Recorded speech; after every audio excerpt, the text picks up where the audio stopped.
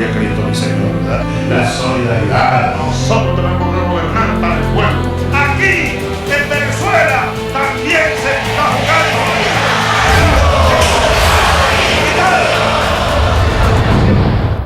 Gracias por la invitación a este encuentro. Y yo voy a permitirme pues hacer unas reflexiones. 200 años, pero es la misma historia. Líderes que pretendemos, pueblos que pretendemos romper las cadenas imperiales, la de los viejos imperios, la del nuevo imperio, y tenemos que enfrentar la violencia desatada de las burguesías apátridas, formadas a imagen y semejanza del imperio norteamericano.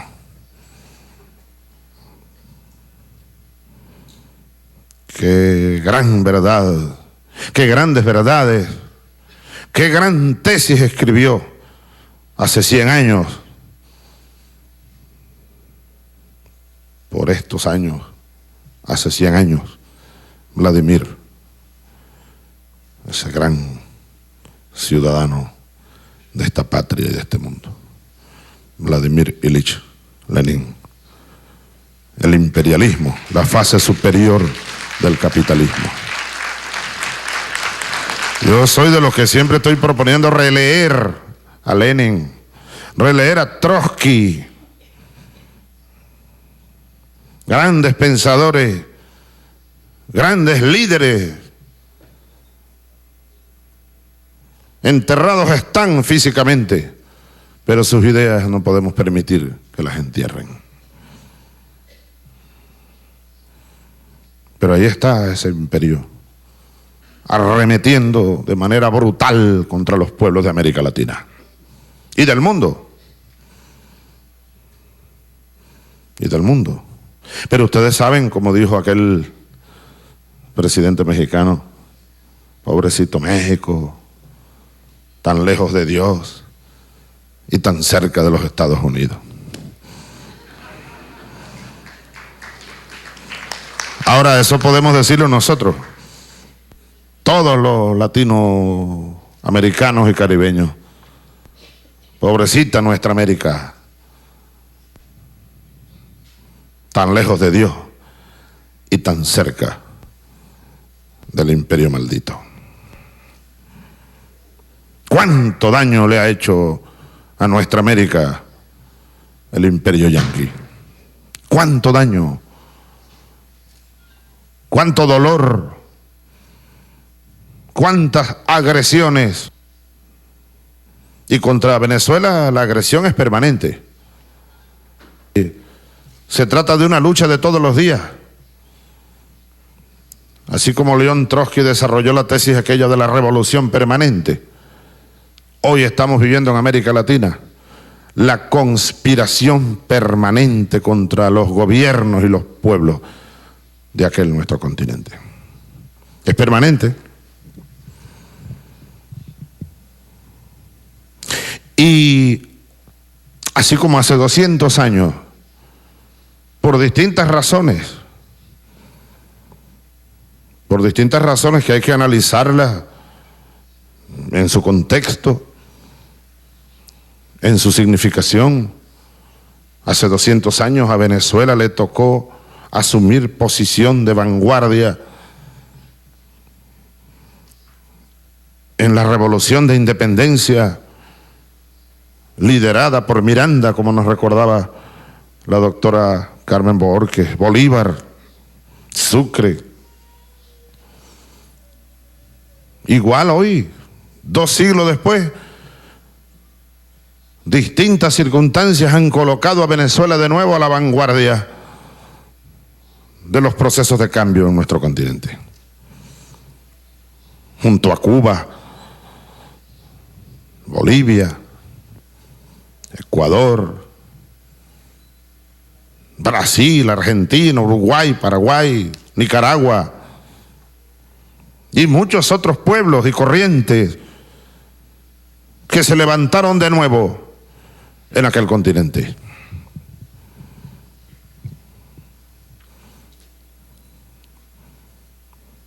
Fíjense ustedes que pareciera una gran contradicción. Al mismo tiempo que caía la Unión Soviética,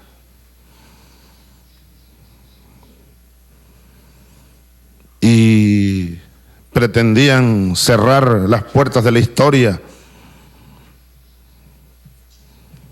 pretendían convencer al mundo de que la historia había terminado,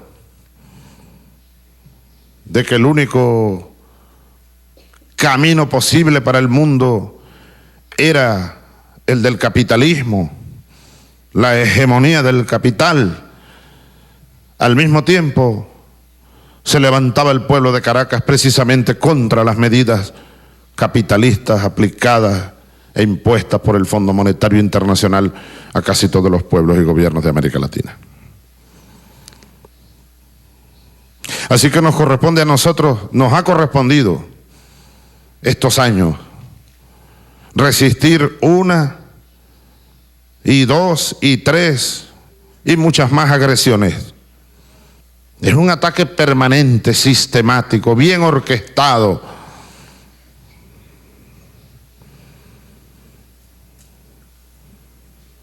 El tema del terrorismo. Se pretende convencer al mundo de que en Venezuela hay campos de entrenamiento de terroristas, y se repite y se vuelve a repetir y se vuelve a decir, y se presentan supuestas pruebas y unas declaraciones de unos supuestos terroristas arrepentidos.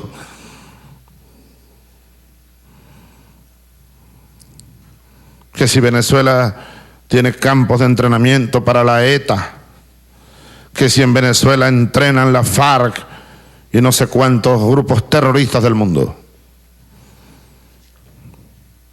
Es parte de las agresiones del imperio. El narcotráfico es otro tema, que si Venezuela se convirtió en un paraíso para el narcotráfico, que si el gobierno venezolano tiene redes de narcotráfico, además de los consabidos ataques y señalamientos sobre la dictadura venezolana. En fin, hago estos comentarios, un poco inspirado por las dos intervenciones que me han precedido, para señalar con ello que el proceso de independencia que en América Latina comenzó, antes de que nos llamaran América Latina, éramos en ese tiempo la América Meridional, o el Nuevo Mundo, o Hispanoamérica. A nosotros nos llaman de muchas maneras: Hispanoamérica, Iberoamérica, Latinoamérica. Cuando nuestro nombre propio aborigen es Abyayala, el nombre de nuestro continente aborigen. Pero nos fueron cambiando de nombre y nos siguen llamando de aquí y de allá, según conveniencia de la geopolítica. Pero esa independencia que hace 200 años comenzaba en América Latina está viva, no ha terminado.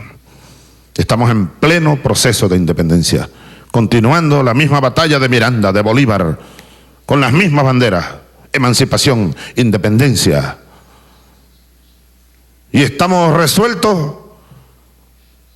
como nuestros padres y los padres de nuestros padres, a ser verdaderamente libres. Y nos cejaremos en este empeño, pase lo que pase y cueste lo que cueste.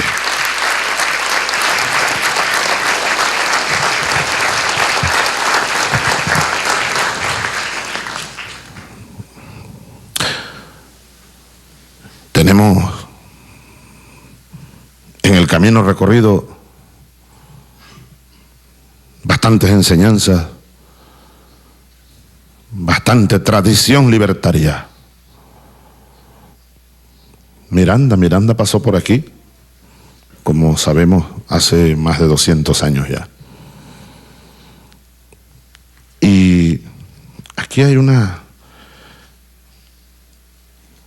fragmento de una carta que el gran Miranda, el caraqueño universal, le dirigía al embajador de Catalina la Grande en Londres, su amigo.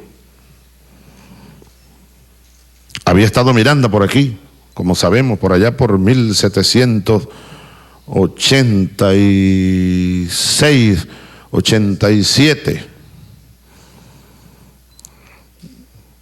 y recibió el grado de coronel ruso. Y de aquí partió. Y era ya 1792 cuando escribe esta carta, este fragmento. El 30 de agosto le escribe al embajador ruso en Londres. Y le dice lo siguiente: heme aquí, convertido en general del ejército francés de la libertad y a punto de partir al mando de una división en la frontera. Eran, sabemos, aquellos días de la Francia revolucionaria resistiendo la agresión de los imperios europeos, de las monarquías europeas. Y Miranda se alistó al ejército francés. Y él le dice al embajador: el que yo me haya unido a los defensores de la libertad no debe sorprenderos, pues ya sabéis que es esta mi divinidad favorita y que me he puesto a su disposición bastante antes de que Francia pensara en ello. Es la libertad mi divinidad favorita, decía. Y termina con esta frase: pero lo que me ha inducido a ello aún con más fuerza es la esperanza de ser un día de utilidad a mi pobre patria, a la que no puedo abandonar. Era 1792. Y Miranda tenía para entonces 42 años, él había nacido en 1750 en Caracas. Y a los 42 años ya había sido militar español, había peleado en África, lo mandaron a Cuba, y en Cuba desertó y pasó a Estados Unidos y estuvo batallando a las órdenes de George Washington. Y fue uno de los, así podemos llamarlo, de los libertadores de los Estados Unidos. Amigo de Washington, de Lafayette, Madison. Y a los pocos años apareció aquí, coronel de Rusia. Y en 1792 estaba general de Francia. Y llegó a ser mariscal de Francia. Y allá en el Arco del Triunfo, en París, está su nombre: Miranda. 20 años después de haber escrito esta carta en Londres, o a Londres desde París, andaba Miranda por los valles del sur de Caracas, con 62 años a cuestas, lo cual era bastante para aquellos años, cuando la esperanza de vida me imagino que estaría por 40, 45 años. A los 62 andaba a caballo comandando el primer ejército libertador de Venezuela. Yo creo que en el poco tiempo disponible, esa es la idea fundamental que yo quería ratificar aquí. En Venezuela y más allá en América Latina, 200 años después, el proceso de independencia lo que ha hecho es reavivarse. Y ahora, por supuesto, acoplándose a los nuevos tiempos, a las nuevas circunstancias. Miranda pensó en la unión de toda Sudamérica. Bolívar tomó la idea y la desarrolló y la llevó a la realidad. Miranda no pudo, no le dio el tiempo. moría preso en España pocos años después. Cayó prisionero de España. Al fin, España lo persiguió desde 1790, desde La Habana. 83, perdón, gracias Carmen. Desde el 83 España, el Imperio Español persiguió a Miranda. Aquí en Moscú hubo un lío diplomático, señor y amigo Luis Bilbao. Está escrito, yo lo vi por ahí en libros, en esta biblioteca está. Aquí hay más de 4 millones de textos, imagínate, de las más grandes del mundo. Resulta que Miranda aparece en una recepción diplomática con el uniforme de coronel español. Él era militar, graduado en España. El embajador del rey de España, el reino de España, reclama a Catalina. Está escrito de parte del rey, ¿no? Reclamando y exigiendo que no se le permitiera a ese traidor y desertor vestir el uniforme español. Catalina no solo no le prohibió usar el uniforme de España, sino que le expidió, le dio el título de coronel ruso y después andaba con el uniforme de coronel ruso. ¿De dónde viene la amistad de nosotros? A nosotros nos enseñaron de niños una cosa mágica. Miranda hizo nuestra bandera. Esta bandera la diseñó Miranda en 1811, muy parecida, ha sufrido modificaciones, pero ya ese amarillo, azul y rojo fue Miranda el diseñador de la bandera y la presentó al Congreso Constituyente, en el cual él fue diputado en 1811 y después comenzó la guerra y se fue generalísimo, le nombraron.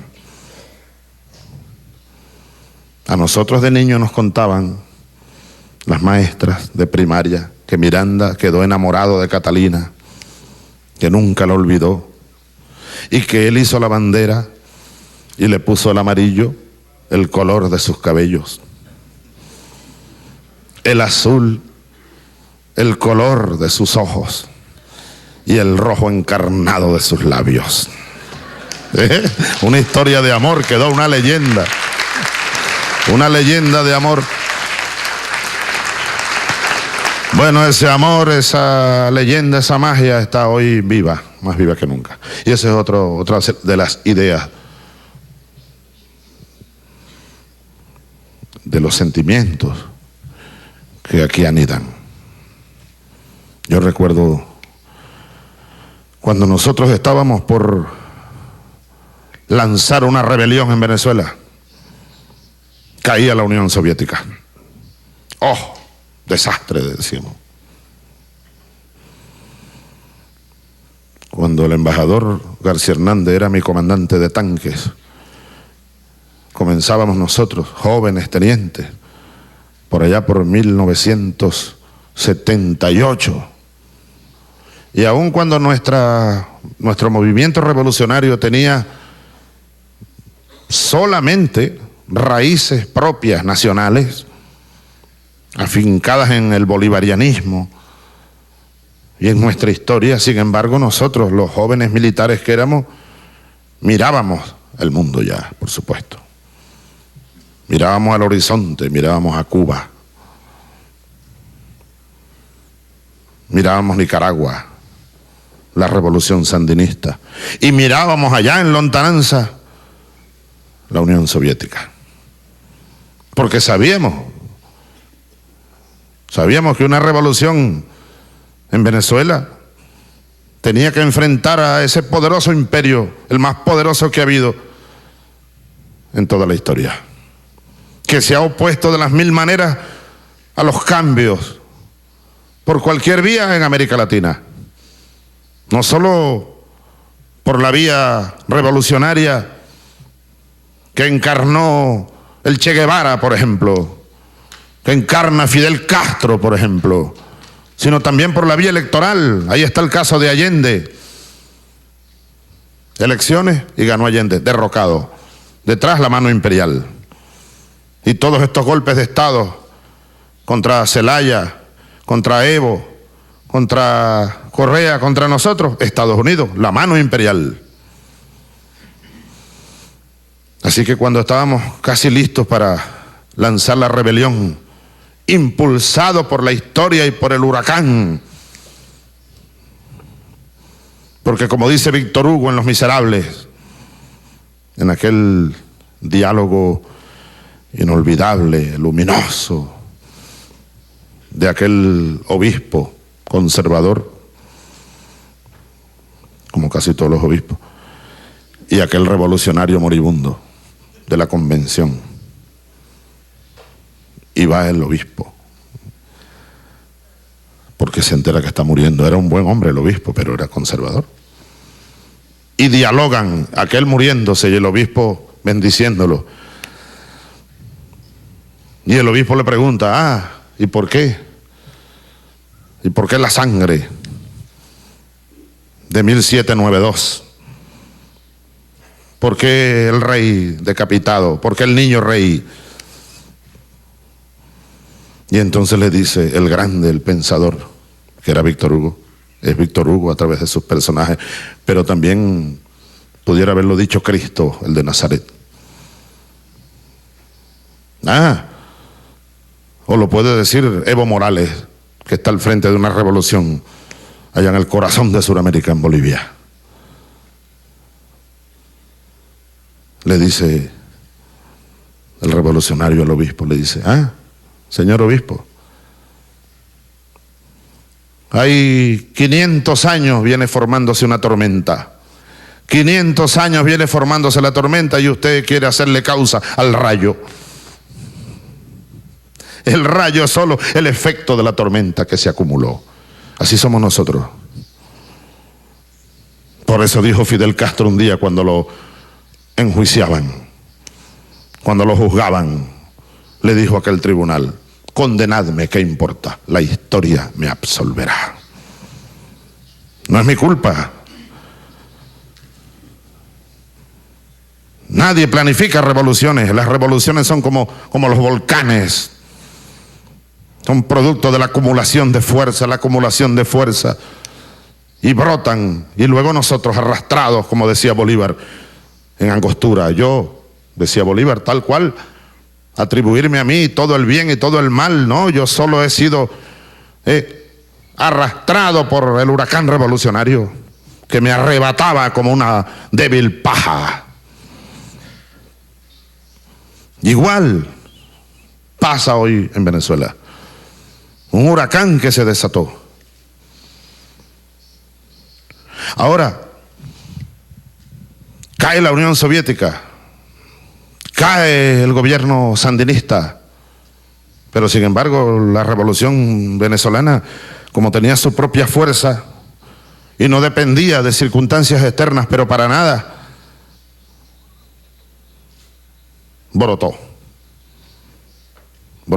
un parto histórico.